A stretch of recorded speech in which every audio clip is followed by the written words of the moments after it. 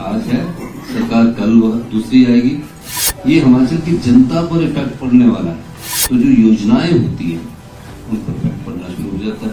अगले साल हम कोई हॉस्पिटल की बिल्डिंग नहीं बनाएंगे, हम किसी सड़क के ऊपर जो है टायरिंग नहीं करेंगे, बिजली की सब्सिडी आपको पूरी बंद करनी पड़ेगी और HRTC के अंदर सारी सब्सिडियां आपको बंद करनी पड़ेंगी। हमारी जितनी भी जो हमारी स्कीम्स हैं सोशल वेलफेयर की, उनके अंदर हमको कटौती करनी पड़ेगी। ये भी देखा कि नेता प्रतिपक्ष जो है वो इस मीटिंग को में शामिल होने के बजाय कल जो है वो बॉर्डर पिक्चर को जो है वो पालमपुर में देख रहे थे। अभिवादन स्वीकार करें मैं उदय पठानिया। रेवेन्यू डेफिशिएंट ग्रांट, आज इस मुद्दे पर एक बहुत अहम बैठक जो थी वो शिमला में हुई और जब प्रदेश कंगाली के चरम तक पहुंच गया है, या यूं कहें कि ग्रांट के बंद होने से चरम से भी आगे की जो परिस्थितियां हैं वो बन चुकी हैं, तो कोई गलत नहीं होगा, क्योंकि आज इस बैठक में सरकार ने तमाम विधायकों को आमंत्रित किया था कि आइए सुनिए समझिए। लेकिन दुर्भाग्य देखिए ठीक वैसा ही है जिस तरह से आम हिमाचली का दुर्भाग्य मौजूदा दौर में बना हुआ है।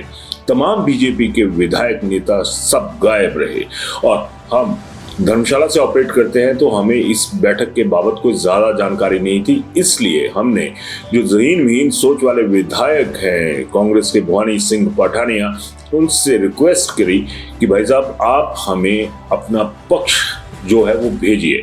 तो भवानी सिंह पठानिया ने अपना पक्ष भेजा, लेकिन इस पक्ष के बीच में जो उन्होंने सरकार का रखा है एक तरफा माना जा सकता है, लेकिन जो असर इस ग्रांट के बंद होने से पड़ने वाला है, जिसका खतरा खुद सुखविंदर सिंह सुक्खू सरकार बता रही है, क्या इसमें भी सियासत का होना जरूरी है?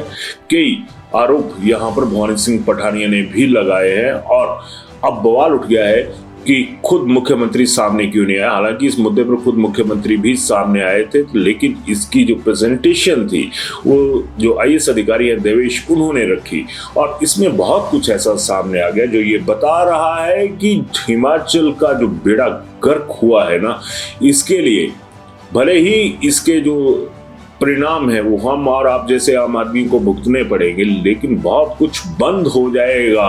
और सवाल मेरा नेताओं के साथ भी रहेगा, यहाँ पर तमाम सब्सिडीज बंद होने की नौबत आ चुकी है, या ये कहें कि नौबत लाई जा चुकी है, क्योंकि हिमाचल हमेशा से अगर ये कहें ना कि अपने सिर पे खड़ा होने वाला राज्य नहीं रहा है, इससे केंद्र की मदद की जरूरत है।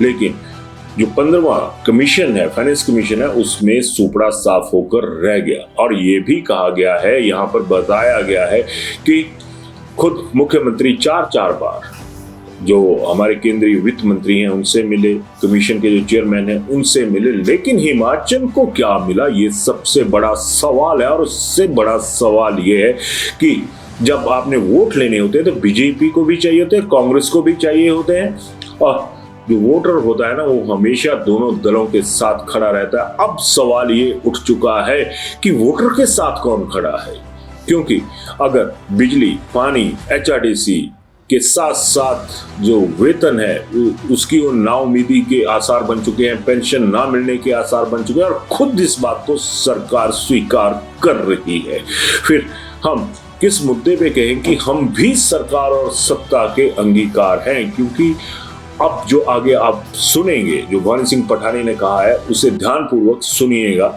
और मेरी आपसे रिक्वेस्ट रहेगी कि अपने सुझाव दीजिएगा और सारगर्भित शब्दों में दीजिएगा। जो RDG रेवेन्यू डेफिसिट ग्रांट जो 16th फाइनेंस कमीशन ने हिमाचल प्रदेश की बंद कर दी है, इसका टोटल इम्पैक्ट जो है वो हिमाचल प्रदेश के ऊपर, हमारी अर्थव्यवस्था के ऊपर, हमारे जो हिमाचल प्रदेश के लोग हैं, हमारे जो हिमाचल प्रदेश के युवा हैं, इनके ऊपर क्या पड़ेगा।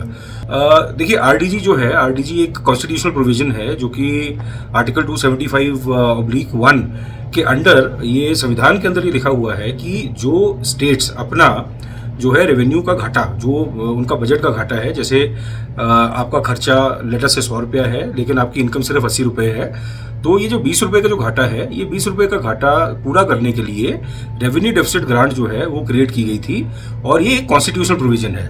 अब शुरू से लेकर अभी तक RDG जो है वो बिल्कुल एक सामान्य तौर से जो है वो दी जा रही थी।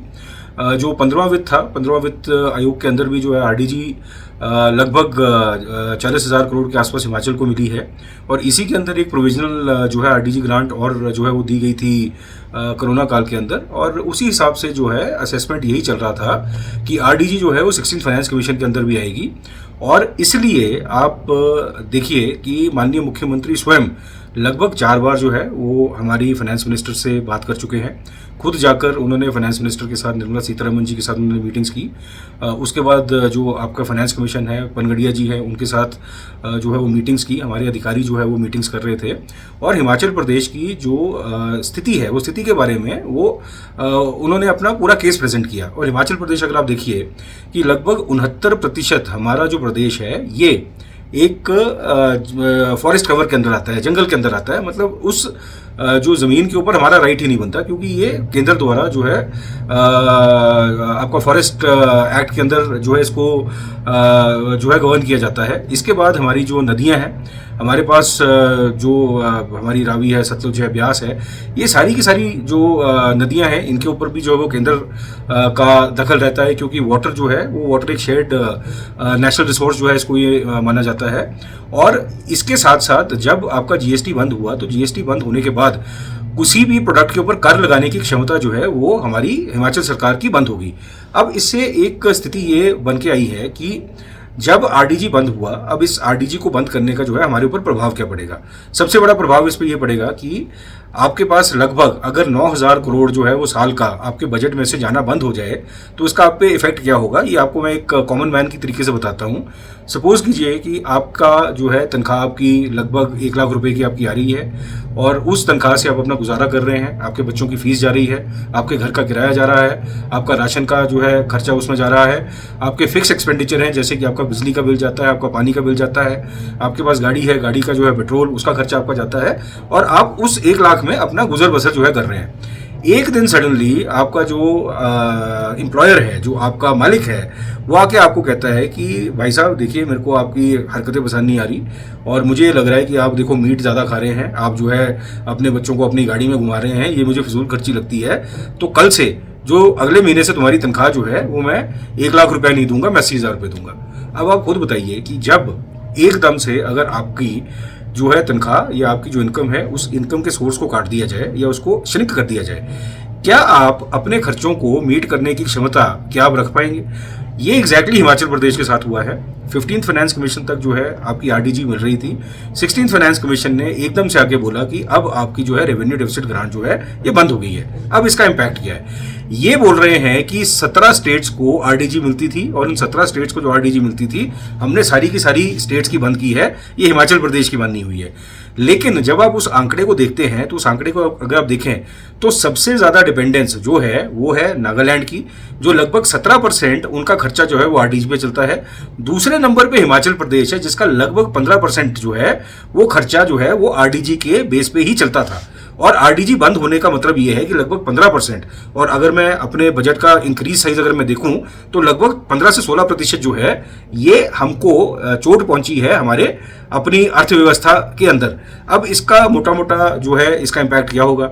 सबसे बड़ा इसका इम्पैक्ट ये है कि अगर हम ये मान के चले आज कि अगले साल हम कोई हॉस्पिटल की बिल्डिंग नहीं बनाएंगे, हम किसी सड़क के ऊपर जो है टारिंग नहीं करेंगे, कहीं पे भी जो है हम नए संस्थान नहीं खोलेंगे, कहीं पे भी नया एसडीएम दफ्तर नहीं खुलेगा, कहीं पे भी जो है हम कोई भी कैपिटल एक्सपेंडिचर हम नहीं करेंगे, तो उसके बाद भी आपका लगभग 9,000 करोड़ का एक डेफिसिट रह जाएगा कि आपका खर्चा जो है वो होगा लगभग 100 रुपया, और आपके पास जो इनकम है वो आपकी इनकम रह जाएगी 90 रुपये। तो ये बैलेंस 10 रुपये आप कहाँ से पूरा करेंगे? यही एक सबसे बड़ा एक विषम जो है स्थिति जो है आज हमारे सामने जो है वो बन के आ गई है।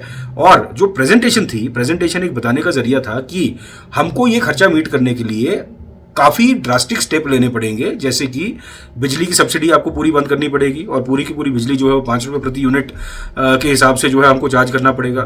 HRTC के अंदर सारी सब्सिडियां आपको बंद करनी पड़ेंगी। हमारी जितनी भी जो हमारी स्कीम्स हैं सोशल वेलफेयर की, उनके अंदर हमको कटौती करनी पड़ेगी। तो ये सारी की सारी चीज़ें जो हैं, ये अगर हम करते हैं तो उसके बाद भी हमारा खर्चा जो है वो मीट आउट नहीं होता। तो मेरा एक सिंपल सवाल सिर्फ यही है कि माननीय मुख्यमंत्री जी की ये कोशिश थी कि किसी भी प्रकार से आप जो है हमारे साथ आएँ और विपक्ष के जो है सारे हमारे साथी हमारी बात सुने और बात को सुनकर इसकी स्थिति की गंभीरता को समझें, क्योंकि ये ना केवल हमारी समस्या है बल्कि ये हर एक हिमाचली की समस्या है। और उसी हिमाचल प्रदेश के अंदर भारतीय जनता पार्टी का वोटर भी है और कांग्रेस का वोटर भी है। तो इसमें अगर आपने देखा हो तो इन्होंने ये ज़्यादा उचित समझा कि वो हमारी इस बैठक में या जो सरकार द्वारा आयोजित ये बैठक थी उसमें भाग ना लें, बल्कि मैंने ये भी देखा कि नेता प्रतिपक्ष जो है वो इस मीटिंग को में शामिल होने के बजाय कल जो है वो बॉर्डर पिक्चर को जो है वो पालमपुर में देख रहे थे। चलो अपनी अपनी प्रायोरिटीज़ हैं, इसमें हम क्या बोल सकते हैं। लेकिन मेरा एक छोटा सा एक संदेश यही है कि जो भी व्यक्ति आज मतलब दांत फाड़ के अगर हंस रहे हैं कि देखिए कितना अच्छा हुआ केंद्र सरकार ने जो है ये इस ग्रांट को बंद कर दिया, तो वो हमारे पर नहीं हंस रहे, वो बेसिकली हिमाचल प्रदेश के दुर्भाग्य पे हंस रहे हैं। और मुझे एक बात ये समझ नहीं आती कि ये गुजरात के, उत्तर प्रदेश के ये सब लोगों की चाटुकारिता करते करते पता नहीं इस मोड़ पर कब कैसे और मतलब किस तरीके से पहुंच गए कि इनको हिमाचलियत और हिमाचल के लोगों से ही नफरत हो गई है।